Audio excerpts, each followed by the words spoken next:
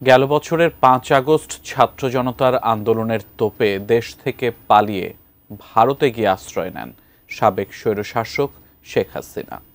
এরপর থেকে তাঁকে দেশে ফিরিয়ে এনে বিচারের মুখোমুখি করার চেষ্টা চালিয়ে যাচ্ছে ডক্টর ইউনূসের সরকার।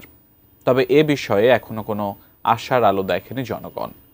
সম্প্রতি জানা গেছে এবার পূজাতেই হাজির হচ্ছেন শেখ হাসিনা। এ খবরে রোমাঞ্চিত হচ্ছেন অনেকেই। এবার কি তাহলে দেশে ফিরছেন শেখ হাসিনা, নাকি অন্য কোনো রহস্য রয়েছে? এনে বিস্তারিত থাকছে পলাশ খানের প্রতিবেদনে। দীর্ঘ ১৫টি বছর জুলুম ও স্বেচ্ছাচারিতার সব সীমা অতিক্রম করেও ক্ষমতায় টিকেছিলেন সাবেক স্বৈরশাসক শেখ হাসিনা। কারণ তার সঙ্গে ছিল ভারতের প্রকাশ্য সমর্থন এবং আশীর্বাদ। গেল বছরের ৫ আগস্ট ছাত্র জনতার আন্দোলনের তোপে দেশ ছেড়ে সেই ভারতে গিয়েই আশ্রয় নেন তিনি। তাকে দেশে ফিরিয়ে বিচারের মুখোমুখি করার সর্বাত্মক চেষ্টা চালিয়ে যাচ্ছে বর্তমান সরকার। এরই মধ্যে জানা গেল যে এবারের পূজায় সবার সামনে হাজির হবেন শেখ হাসিনা। এমনকি এটাও জানা গেছে যে শেখ হাসিনা এখন সীমা বিশ্বাস। কিন্তু এসব কিভাবে সম্ভব? RICL TMX, যুগের পর যুগ স্থাপনা থাকে মজবুত। হ্যাঁ, এসব সত্যি, তবে বাস্তবে নয়, সিনেমায়। সম্প্রতি একটি সিনেমার টিজারে শেখ হাসিনার চরিত্রে দেখা গেছে ভারতীয় অভিনেত্রী সীমা বিশ্বাসকে। ওই অ্যাকশনধর্মী টিজারে উঠে এসেছে ভারত বাংলাদেশের কূটনৈতিক সম্পর্কের নানা দিক। ধারণা করা হচ্ছে ভারতের প্রয়াত রাষ্ট্রপতি প্রণব মুখার্জির বাংলাদেশ সফরকে ঘিরে তৈরি হয়েছে রক্তবীজ ২ নামের আসন্ন এই সিনেমাটি। ভারতীয় গণমাধ্যম হিন্দুস্তান টাইমস বাংলা জানিয়েছে, এই সিনেমায় মূলত বাংলাদেশ এবং ভারতের মধ্যে চলে আসা দ্বন্দ্বের কথা তুলে ধরা হয়েছে।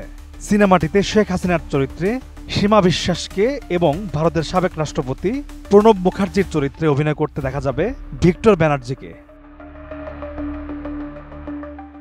অনেকেই মনে করছেন প্রণব মুখার্জির জীবনের ছায়া রয়েছে এই সিনেমায়। বাস্তবেই বাংলাদেশের নড়াইলের ভদ্রবিলা গ্রামে শ্বশুর বাড়ি দেখতে এসেছিলেন প্রণব মুখার্জি। তাকে জামাই হিসেবে বরণ করার জন্য শ্বশুর বাড়ির আঙিনায় করা হয়েছিল বড় একটি প্যান্ডেল। আপ্যায়নের জন্য ছিল হরেক রকম পিঠা, ইলিশ মাছ সহ নানা রকমের খাবারের আয়োজন।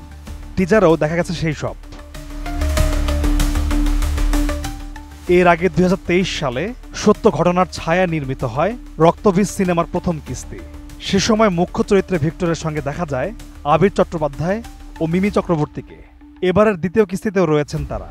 নতুন সংযোজনে রয়েছেন অঙ্কুশ হাজরা ও কৌশানী মুখোপাধ্যায়। ধারণা করা হচ্ছে বাংলাদেশি কোনো খলনায়কের চরিত্রে দেখা যাবে অঙ্কুশকে। এই সিনেমার একটি আইটেম গানে নেচেছেন নুসরাত জাহান।